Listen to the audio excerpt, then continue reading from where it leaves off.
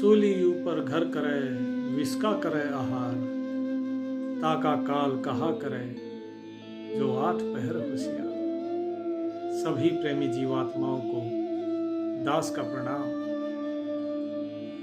साहिब कहते हैं कि जो उस सूली पर अपना घर करता है, जैसे कि पिछले भाग में बताया कि कबीर साहब कहते हैं कि वहां पे परमात्मा के पास कोई फूलों की सेज नहीं है, वहां पर तो सूली ऊपर सेज है।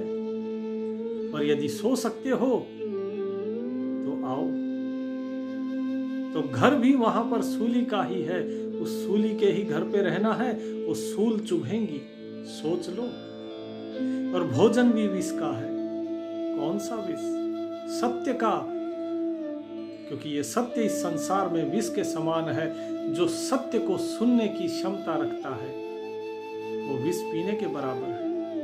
सत्य को सहन करना सबके बस की बात नहीं होती। सत्य बोलना, सत्य सुनना, सत्य आचरण करना, ये विष पीने के बराबर ही तो है। और जो 8 पहर उस परमात्मा का नाम भूलता नहीं, 8 पहर उसे याद रखता है, उसका भला काल क्या बिगाड़ सकता है।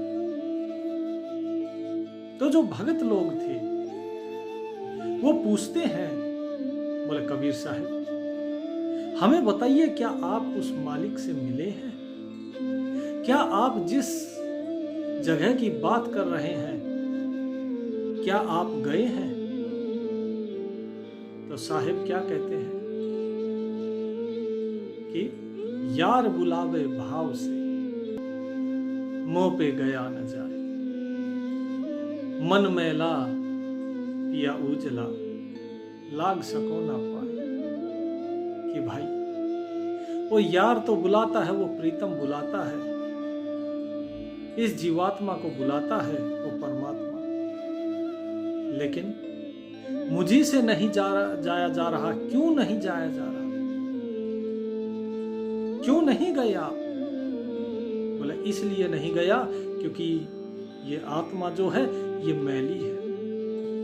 मैं मैली और मेरा वो पिया जो है, वो प्रीतम जो है, वो परमात्मा जो है, वो मेरा मालिक उजला है, वो बेदाग है और मैं दागों से भरी हुई आत्मा।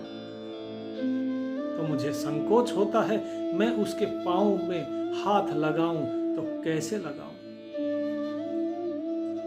मैं तो उसके धूल के बराबर भी नहीं। तो साहिब से पूछते हैं, बोले यदि वो इतना प्रेम करता है कि ऐसी मैली जीवात्माओं को भी वो प्रेम करता है, वो बुलाना चाहता है, तो ऐसे प्रीतम का दीदार तो हम भी करना चाहेंगे। जरा बताइए क्या नाम है उसका, क्या गांव है उसका, कहां जाया जाए, कौन है? तो साहिब कहते हैं, नाम न जाने गांव का, नाम न जाने गांव का, बिन जाने कित जाओ, चलते चलते जुग भया, पाव कोस पर गांव। कि भाई उसका जो गांव है वो कोई ज्यादा दूर नहीं है, वो तो पाव कोस पर है बस, अर्थात जरा ही दूरी पे है उसका गांव।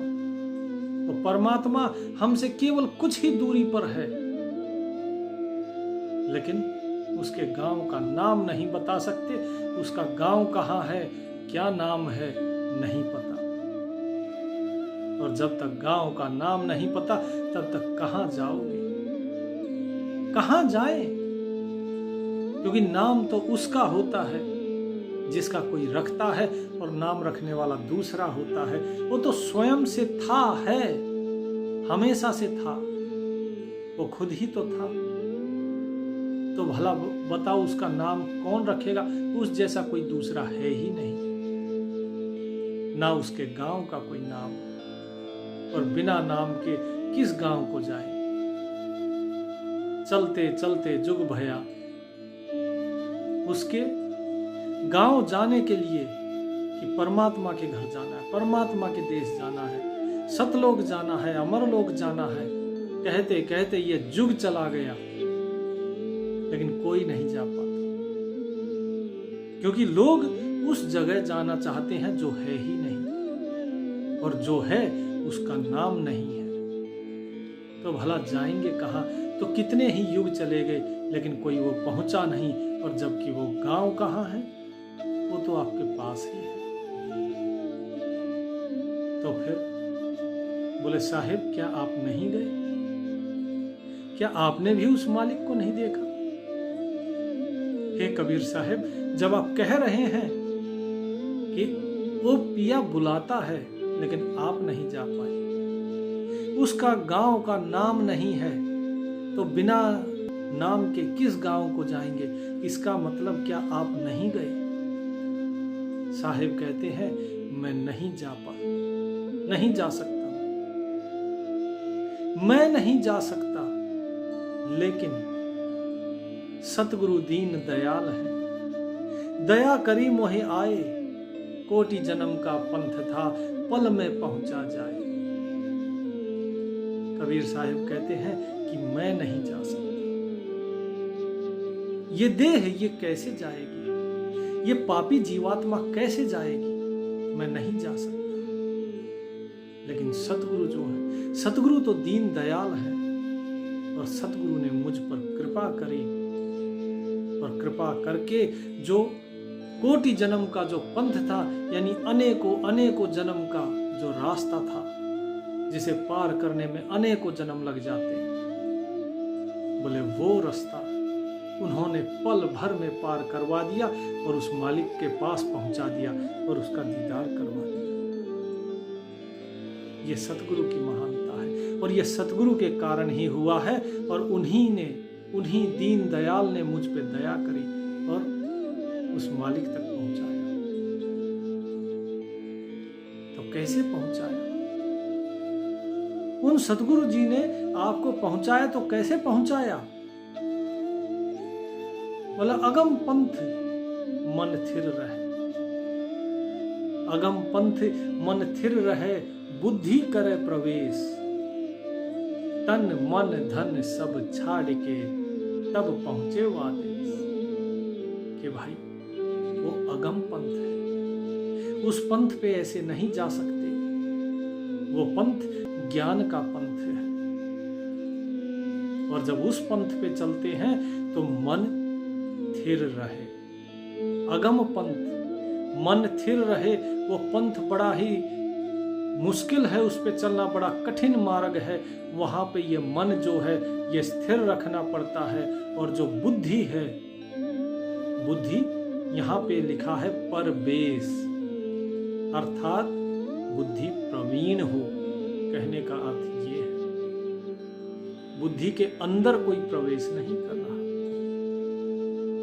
बुद्धि प्रवीण हो यानी ज्ञान से भरी हो, तब जो है वहां पर पहुंचा जा सकता है। और वो भी कब?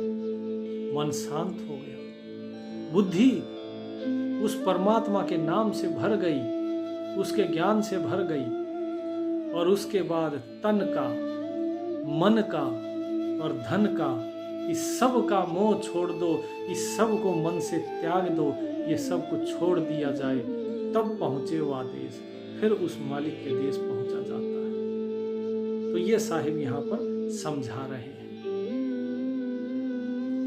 बोले तो क्या आपको कुछ और किसी से आपने पूछा? बोले मैं किसको पूछूं, क्या पूछूं?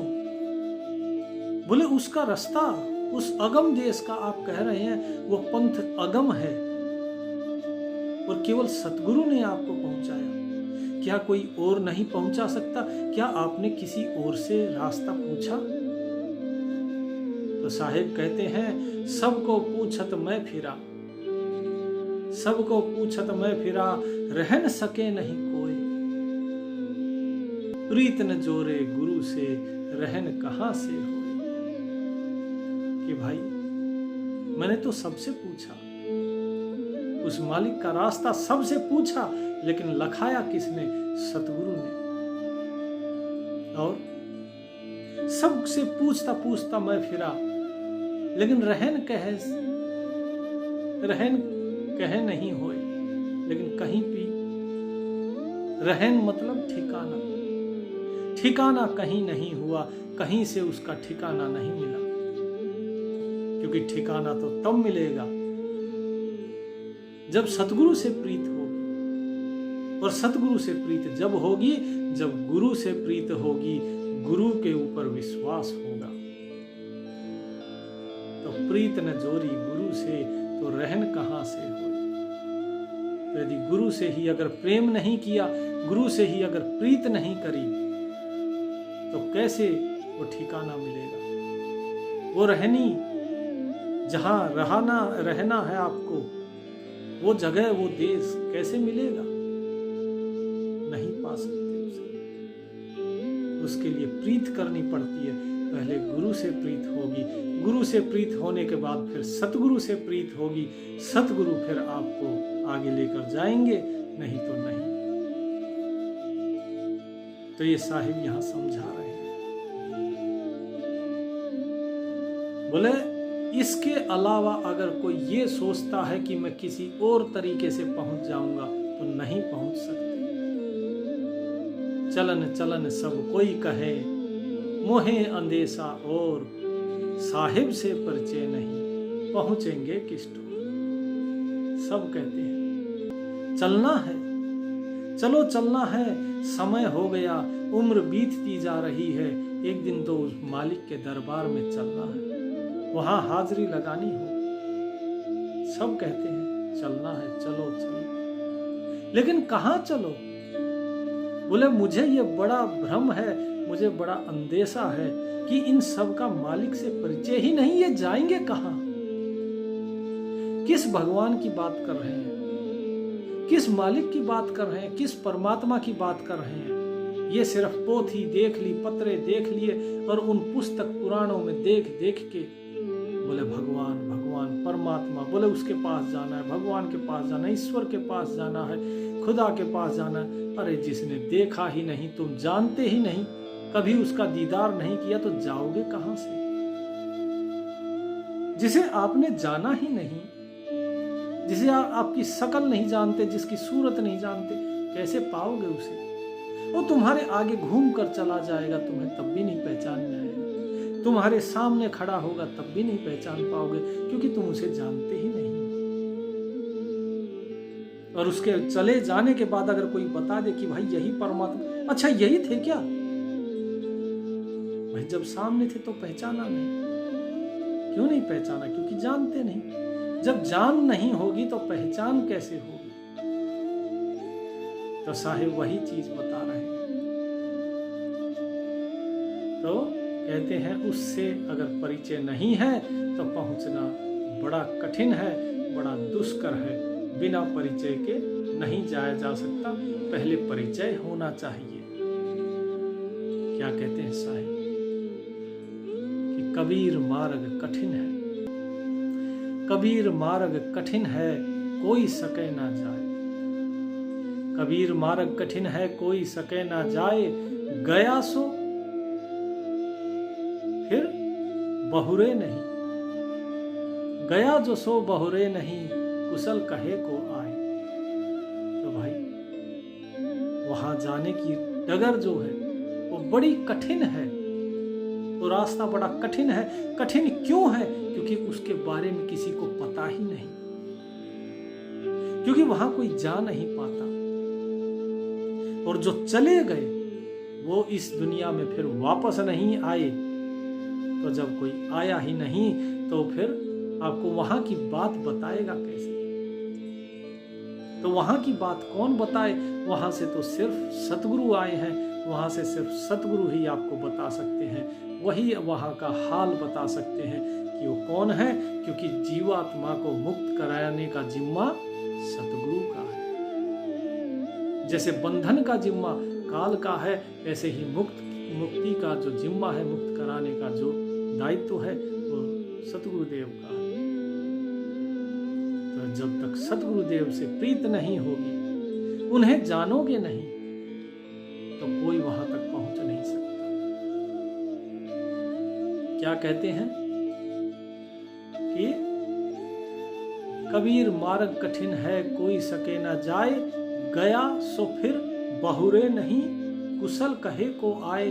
कौन कुशल कहेगा वहां से आके कि हाँ भाई हम ठीक हैं, हम कहाँ पहुंचे हैं, हम स्वर्ग में पहुंचे हैं, नरक में पहुंचे हैं, या फिर हम कहाँ पहुंचे हैं, या परमात्मा को हमने पाया।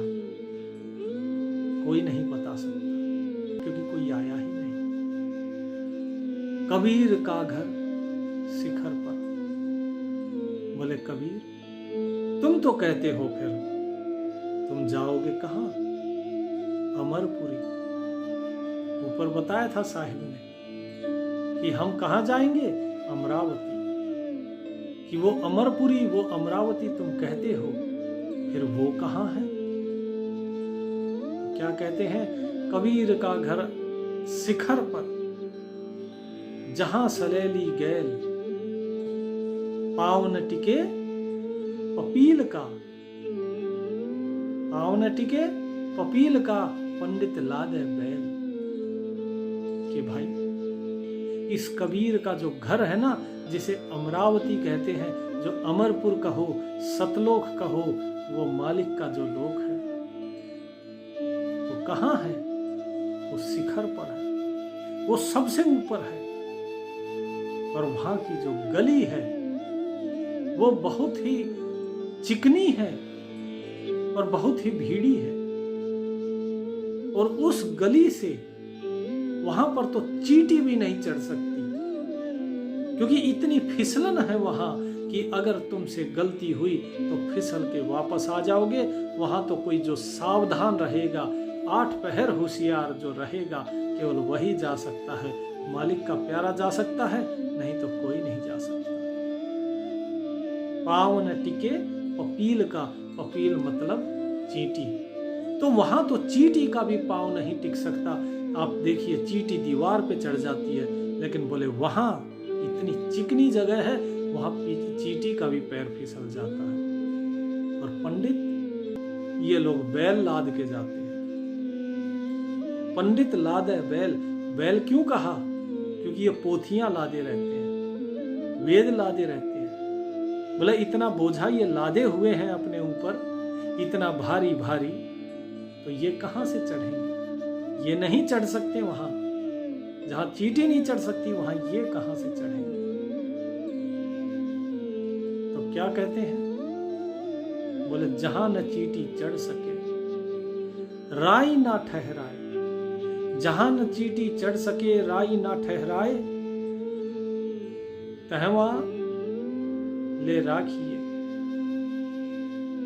तहिवा ले राखिए, तहीं पहुंचे जाए।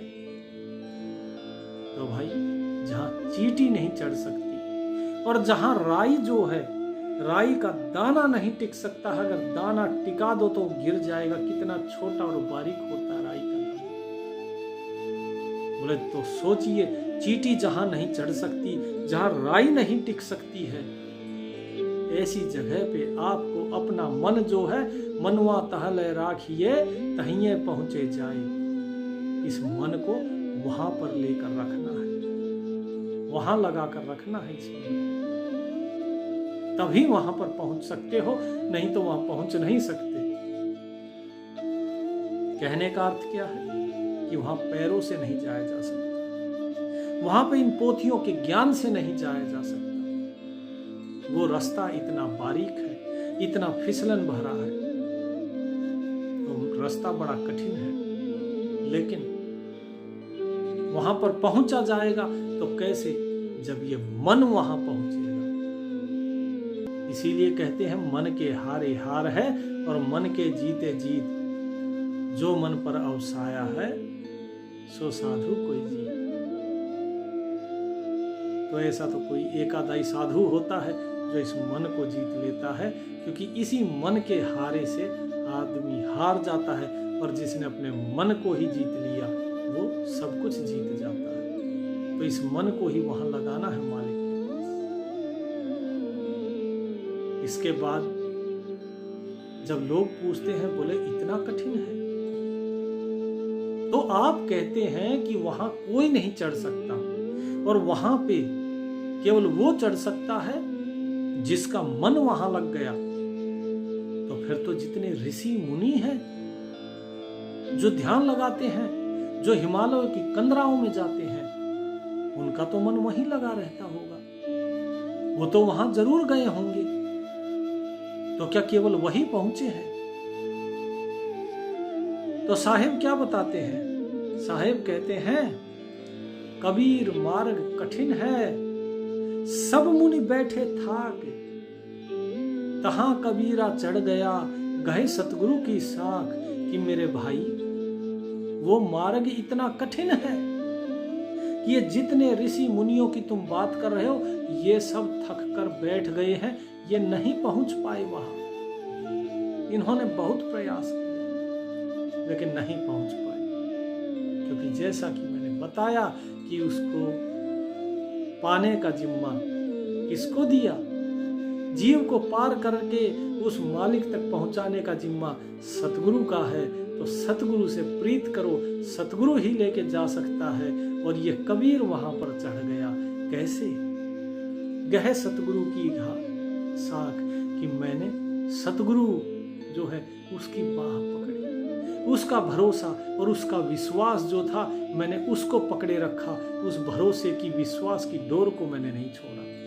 यहाँ जो साख बताया है, गह सतगुरु की साख। साख मतलब भरोसा, विश्वास, कि मैंने उसे नहीं छोड़ा, मेरा विश्वास नहीं डगमगाया। और जो सतगुरु की वाणी थी, मैं उस पर अटल रहा, मैंने अपने कार्य वैसे ही किया, तो मैं वहां तक पहुंच पाया। सुर नर था के मुनि जना, वहां न कोई जाए, मोटा भाग कबीर का, तहां रहा घर छाए। कि भाई, जहां देवता नहीं पहुंच सकते, जहां मनुष्य नहीं जा सकता, जहां सारे मुनि थक गए, वो नहीं जा पाए, वहां कोई नहीं गया, वहां कबीर गया। और वो गए जो सतगुरु के शरण में आए, और वहां इस कबीर का घर है। ये कबीर वहां रहता है। देह रूप से तुम्हारे बीच हूं, लेकिन मन मेरा वहां रहता है। जैसा कि मैंने बताया कि मन जो है, मन जब वहां लगेगा तभी वहां पहुंचोगे, और विश्वास के साथ और गुरु के साथ प्रेम से। तो साहिब वही चीज यहां बता रहे हैं। बोले, इसका मतलब, हे कबीर साहब, आप ये कहना चाहते हैं कि वहां आप गए, कोई ऋषि मुनि नहीं जा पाया, तो सिर्फ ये जो देवता है ये भी नहीं जा पाए, तो ये जो महादेव है, जो त्रिदेव है, ब्रह्मा है, विष्णु है, महेश है, ये तो जरूर गए होंगे। तो साहेब कहते हैं, सुर नर था के मुनि जना, था के विष्णु महेश, तहा कबीरा चढ़ गया सतगुरु के उपदेश। कि भाई, इन्होंने सतगुरु का उपदेश नहीं माना, इन्होंने नहीं माना सतगुरु का उपदेश। ये अपनी ठकुराई में ठगे गए। देवता, मनुष्य, नाग, गंधर्व, किन्नर, मुनिजन, ये सब रह गए। केवल वही वहां पर गए हैं जिन्होंने सतगुरु का दामन थामा, जिन्होंने सतगुरु पर विश्वास किया, उनसे प्रेम किया, केवल वही गए हैं। था के ब्रह्मा विष्णु महेश, ये ब्रह्मा विष्णु महेश ये सब थक गए, इन्होंने पार नहीं पाया उसका, ये जा ही नहीं पाए। और ये कबीर वहां चढ़ गया, लेकिन कैसे? सतगुरु के उपदेश, केवल सतगुरु के उपदेश के कारण।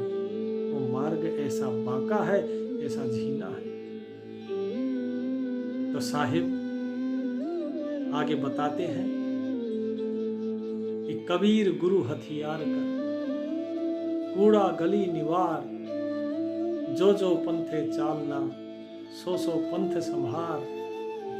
कि भाई, उस रास्ते पे अगर चलना है तो अपने उस रास्ते को साफ करते जाओ, संभालो अपने आप को। तो कैसे? उस पंथ जो तुम्हारा रास्ता है, जो पंथ है, उसे साफ करो, उसमें जो झाड़ झंखर है उन्हें साफ करो, जो कांटे हैं उन पे साफ करो और आगे चलो। क्या है ये? कौन से हैं वो झाड़ झंखर? कौन सी गंदगी फैली हुई है? ये कूड़ा क्या है? तो कबीर साहब कहते हैं, कबीर गुरु हथियार कर। कि हथियार क्या? गुरु को हथियार बनाओ, उस गुरु की ढाल रखो, वो गुरु तुम्हें पार कराएगा। तो गुरु को हथियार बनाओ। हथियार क्या? गुरु कौन है? इन्होंने तो कह दिया गुरु को हथियार करो, लेकिन गुरु कौन? गुरु है ज्ञान, जो ज्ञान आपको दिया जाता है। गुरु नाम है गम्य का, शिष्य सीख ले सोए। बिन पद बिन मर्याद बिन गुरु शिष्य नहीं हो। कि भाई गुरु ज्ञान का नाम है, जो ये गम्य है, गम्य का अर्थात ज्ञान। कि ये नाम है किसका? गम्य का, ज्ञान का नाम है गुरु। सिर्फ इस शरीर का नाम गुरु नहीं है। ये जो 2 हाथ 2 पैर वाला जो शरीर दिखाई दे रहा है, ये नहीं। जो ज्ञान इसके अंदर है वो गुरु है। इसीलिए गुरु हमेशा जिंदा होना चाहिए। यदि गुरु छूट गया या गुरु चला गया या गुरु स्वर्गवासी हो गया, देह त्याग गया, तो गुरु दूसरा करना चाहिए। तो वही साहिब बता रहे हैं, कबीर गुरु हथियार कर। कि गुरु को ही हथियार बनाओ अपना। किस चीज के लिए? कूड़ा गली निवार। तो गुरु के ज्ञान को हथियार बनाओ, ताकि गली क्या है? ये शरीर। इसमें गली क्या है? यहां से लेके यहां तक जो रास्ता है अपना, ये सब गली है। और इससे ये कूड़ा निकालो। क्या कूड़ा? जितने विकार हैं, काम क्रोध लोभ मोह ईर्ष्या द्वेष कपट लालच तृष्णा, ये सारे हथियार, ये सारा कूड़ा निकाल दो इस ज्ञान रूपी हथियार से। और जिस जिस पंथ पे तुम्हें चलना है, उस पंथ को, उस रास्ते को संभालो। किस पंथ पे चलना है? नाम के पंथ पे, प्रेम के पंथ पे, विश्वास के पंथ पे, दास भाव के पंथ पे। इन पंथों को संभालो। इन्हों अपने हाथ से जाने मत दो। इस रास्ते पे आपको चलना है और इस रास्ते को आप संभालो। अब आगे साहिब बताएंगे कि किस तरीके से इन्हें संभाला जाएगा और कैसे आगे आप बढ़ पाएंगे। वो परमात्मा कौन है? कबीर साहिब कहां से आए हैं? क्या उस परमात्मा का नाम है? क्या जात है? क्या वो पुरुष का नाम है? कहां है वो अमर लोक? वो सारी चीज, सारी चर्चा कबीर साहिब आगे बताएंगे। क्या डोरी है? किस भाव से आते हैं और किस भाव से मुक्ति होती है, वो भाव भी यहां बताएंगे साहिब। कौन सी डोर को पकड़ना है और कौन सी डोर छोड़नी है। तो ये सब कुछ साहिब अब आगे एक एक करके खुलासा करेंगे। तो अगला भाग जरूर देखिएगा, जिसमें साहिब सारा खुलासा एक एक करके आपको करते जाएंगे। सत साहिब।